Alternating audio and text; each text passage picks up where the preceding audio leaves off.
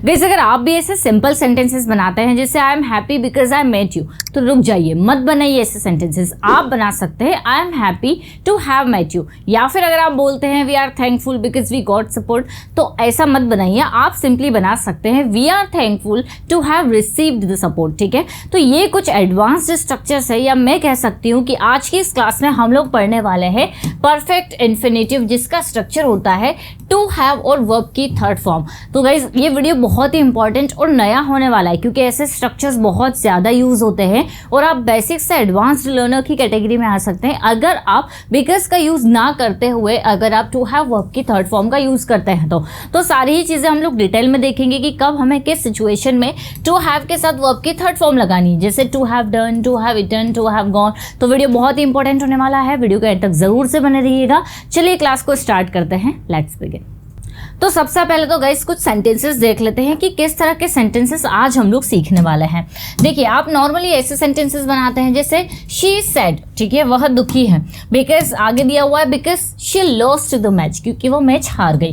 तो ये तो हो गया हमारा सिंपल सा सेंटेंस, जिसको आप परफेक्ट इन्फिनेटिव की मदद से कुछ अलग तरीके से बना सकते हैं। ये देखिए कैसे, she said to have lost the match. ये देखिए टू हैव के साथ आपने वर्ब की थर्ड फॉर्म का यूज किया, क्या मीनिंग निकलेगा? अगर हम इसके मीनिंग की बात करें तो मीनिंग बिल्कुल चेंज नहीं होगा, मीनिंग इसका सेम ही निकलेगा। थोड़ा सा और डिटेल में मैं आगे आपको बताऊंगी, लेकिन सबसे पहले हम लोग देख लेते हैं कि इसमें सेंटेंसेस बनेंगे कैसे। वैसे ही डे टू डे लाइफ में आप लोग बोलते हैं I am glad because I met you, मुझे खुशी हुई क्योंकि मैं आपसे मिली, या मैं आपसे मिलकर खुश हूँ। तो वैसे ही आप बोल सकते हैं I am glad to have met you. ये देखिए यहाँ पर आपने परफेक्ट इन्फिनेटिव का यूज़ किया, ठीक है, मतलब टू हैव लगाया और वर्ब की थर्ड फॉर्म लगाई। वैसे ही is proud because he won the prize, वह उससे प्राउड फील हो रहा है, क्यों? क्योंकि उसने प्राइज जीता। लेकिन आप इसे बना सकते हैं he is proud to have won the prize. Clear, he is proud to have won the prize. यहाँ पर देखिए टू हैव लगाया और आपने क्या लगा दिया, वर्ब की थर्ड फॉर्म। वैसे ही we are lucky because we found this job, हम बहुत खुश किस्मत है कि हमें यह जॉब मिल गई। तो आप इसे बना सकते हैं we are lucky to have found this job. तो गाइस देखा आपने कि ये जो परफेक्ट इन्फिनेटिव जब हमने यूज़ किया तो हमारा सेंटेंस थोड़ा सा अलग और एडवांस्ड लग रहा है। तो आज हम यही देखेंगे, अब इसे कब यूज़ करना है, कैसे यूज़ करना है, चलिए देखते हैं। तो इस परफेक्ट इन्फिनेटिव का मतलब क्या हो रहा है, टू हैव के साथ जब वर्ब की थर्ड फॉर्म आती है। जनरली आपको हैव के साथ वर्ब की थर्ड फॉर्म देखने के लिए मिलेगी कब? अगर आपने परफेक्ट टेंस पढ़ा है, जिससे आई हैव इटन फूड, मैंने खाना खा लिया है, या शी हैज़ गॉन, वह जा चुकी है। लेकिन यहाँ पर टू लग रहा है, टू के बाद में हैव आ रहा है और फिर वर्ब की थर्ड फॉर्म आ रही है, तो ये परफेक्ट इन्फिनेटिव होगा। जनरली ऐसा स्ट्रक्चर नहीं है, मॉडल वर्ब में भी अगर हम देखें तो टू हैव के साथ वर्ब की थर्ड फॉर्म लगती है। जैसे कि आई हैव टू गो, उसमें भी टू बाद में आता है, तो आई हैव टू गो, ठीक है। लेकिन यहाँ टू स्टार्टिंग में आ रहा है, फिर हैव आ रहा है और फिर वर्ब की थर्ड फॉर्म, जिसे हम लोग बोलेंगे परफेक्ट इन्फिनेटिव। ये कब यूज़ करना है? देखिए जब भी कोई एक्शन पास्ट में हो चुका है ये बताने के लिए, मतलब यानी कि परफेक्ट इन्फिनेटिव का यूज़ आप अधिकतर पास्ट के कंप्लीटेड एक्शन के लिए यूज़ करेंगे। जो भी एक्शन पास्ट में हो गया है, हाँ आपके सेंटेंसेस प्रेजेंट में हो सकते हैं, लेकिन जो एक्शन पास्ट में हो चुका है उसकी बात आप अभी कर रहे हैं, ऐसे सेंटेंसेस बता रहे हैं, तो आप परफेक्ट इन्फिनेटिव यूज़ कर सकते हैं। चलिए एग्जाम्पल्स देखते हैं। तो शॉर्ट में अगर देखें तो to have done, to have eaten, to have gone, ऐसे सेंटेंसेस इसमें आते हैं। अब हम ये देखेंगे कि इसमें कैसी वर्ब आती है। जब भी आपको सीम, प्रिटेंड, क्लेम, होप ऐसी वर्ब देखने के लिए मिले, या फिर ऐसे एडजेक्टिव जैसे कि happy, sad, proud, excited, lucky, upset, glad, sorry या फिर थैंकफुल, तो ऐसी वर्ब्स या फिर ऐसे एडजेक्टिव्स अगर आपको देखने के लिए मिलते हैं तो बिल्कुल ही आप परफेक्ट इन्फिनेटिव मतलब टू हैव वर्ब के थर्ड फॉर्म का यूज़ कर सकते हैं। अब आप सोचेंगे ये क्या है, इतना कैसे हम लोग ध्यान रखेंगे? तो सिंपल है, देखिए यहाँ पर जो सेंटेंसेस मैंने लिए हुए थे आपके लिए, जैसे आई एम ग्लैड, यहाँ पर ग्लैड का यूज़ किया, या शी इज सैड, सैड का यूज़ किया, प्राउड का यूज़ किया, लकी का यूज़ किया मैंने। तो इसके साथ में ऐसे जब एडजेक्टिव्स आते हैं तो उनके साथ आप बिल्कुल परफेक्ट इन्फिनेटिव ले सकते हैं। जब आप बहुत सारे एग्जाम्पल्स देखेंगे तो आपको बहुत ही आराम से समझ में आएगा। यहाँ देखिए we are lucky to have found, ये देखिए परफेक्ट इन्फिनेटिव, टू हैव के साथ वर्ब की थर्ड फॉर्म। तो we are lucky to have found a good teacher, हम बहुत लकी है कि हमें एक अच्छा टीचर मिला। तो यहाँ पर जो एक्शन है वो पहले हो चुका है, उसके बारे में हम लोग बात कर रहे हैं। तो पास्ट में कंप्लीटेड एक्शन। आप अगर नॉर्मल तरीके से बनाना चाहते हैं तो ये सेंटेंस कैसे बनेगा, we are happy because we got a good teacher. तो नॉर्मल तो ये ऐसे बन जाएगा कि we are happy because we got a good teacher, लेकिन हम यहाँ पर क्या बोल रहे हैं, we are lucky to have found.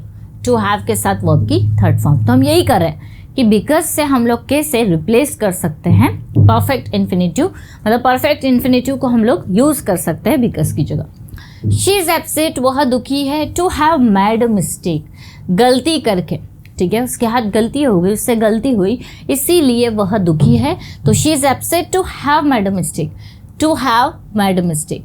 वैसे ही I am glad to have helped you, आपकी मदद मैंने की थी, इसके लिए मुझे खुशी है या मैं खुश हूँ आपकी मदद करके, ठीक है। तो I am glad to have helped you. अगर नॉर्मल हम लोग बनाएंगे तो कैसे बनाएंगे, I am glad because I helped you. Hey sorry to have hurt you, यहाँ पर देखिए तो ये स्ट्रक्चर ध्यान रखिए आप, टू हैव प्लस V3, ठीक है, परफेक्ट इन्फिनेटिव। ओके वैसे ही sorry to have hurt you, उसने आपको हर्ट किया, इसके लिए वह दुखी है, ठीक है, खेद है उसे।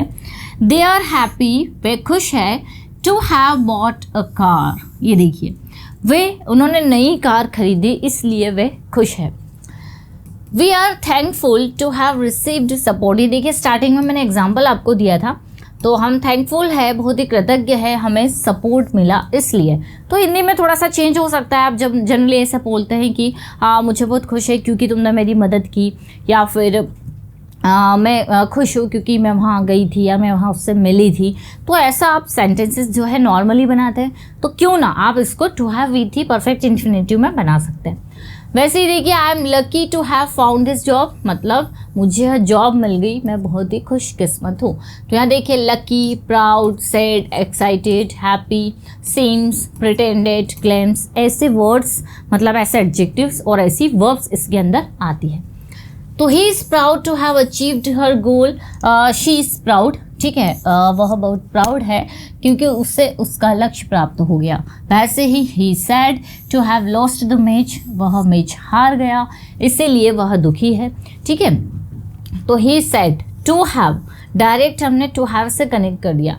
We are excited to have started this journey, ये जर्नी शुरू करके हम बहुत ही एक्साइटेड है। They are happy to have bought a new house, नया घर खरीद के वे बहुत खुश है। वैसे ही कुछ वर्ब हम लोगों ने ली है, जैसे कि he seems to have lost his phone, ये देखिए he seems to have lost his phone. Seem मतलब क्या होता है, लगना या फिर प्रतीत होना, ऐसा लगता है उसका फ़ोन गुम चुका है, ठीक है, ऐसा लगता है कि उसका फ़ोन गुम गया है। तो he seems to have lost his phone, बिल्कुल सिंपल सा है, ज़्यादा कन्फ्यूज़न नहीं होना चाहिए क्योंकि वर्ब के थ्रू आप समझ सकते हैं कि क्या मीनिंग निकल रहा है। सिम का मतलब लगना, तो सिम वाले जितने भी सेंटेंसेस हैं वहाँ पर लगना वाला मीनिंग आएगा। जैसे she seems to have got a new job, लगता है कि उसे एक नई जॉब मिल गई है। तो हमने क्या सेंटेंस बनाया, she seems to have got a good job, to have got, to have और वर्ब की थर्ड फॉर्म।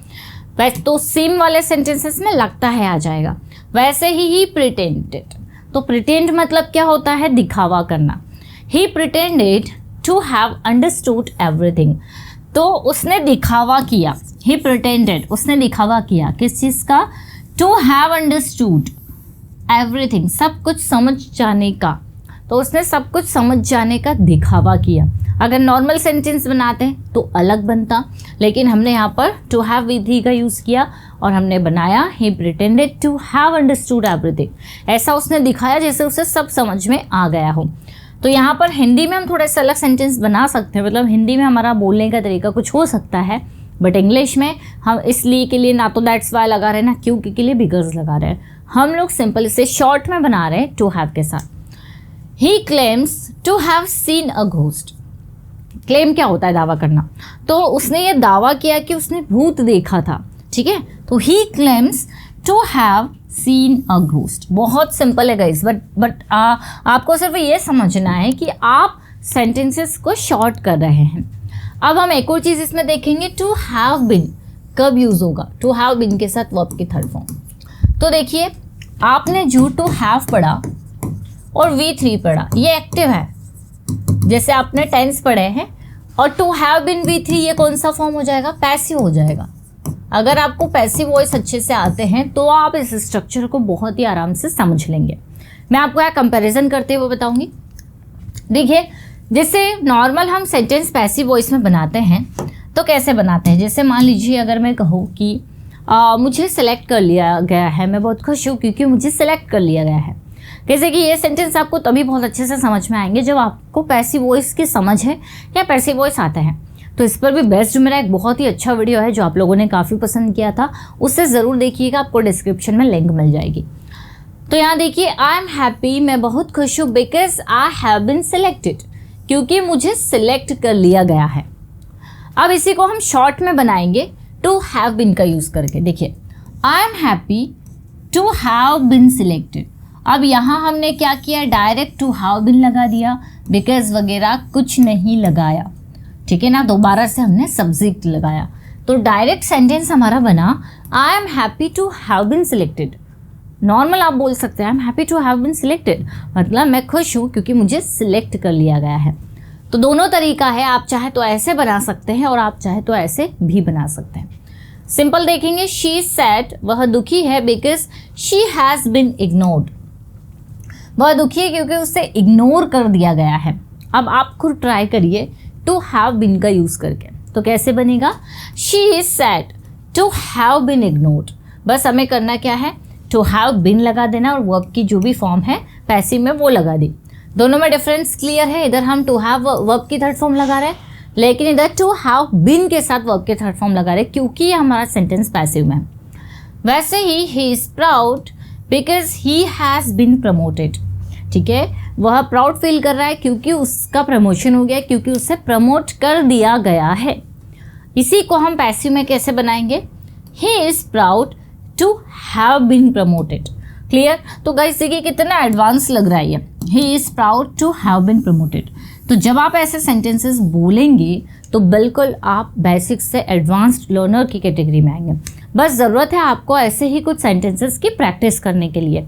आपको डिस्क्रिप्शन में या फिर वीडियो के एंड में कुछ आपको एक्सरसाइज मिलेगी, मतलब आपको सिंपल सेंटेंसेस मिलेंगे जिसको आपको ट्रांसलेट करना रहेगा परफेक्ट इन्फिनेटिव के एक्टिव और पैसिव में। उतना आप सॉल्व करिए, खुद से देखिए कि कैसे आप बना पा रहे हैं, उसके आपको आंसर भी मिल जाएंगे और बाद में आप चेक करिएगा कि आपने सही सेंटेंसेस बनाया नहीं, क्योंकि अगर आप सीख रहे हैं तो आपके लिए प्रैक्टिस करना भी बहुत ज़रूरी है, तभी आप इन्हें अच्छे से यूज़ कर पाएंगे और सही तरीके से बना पाएंगे।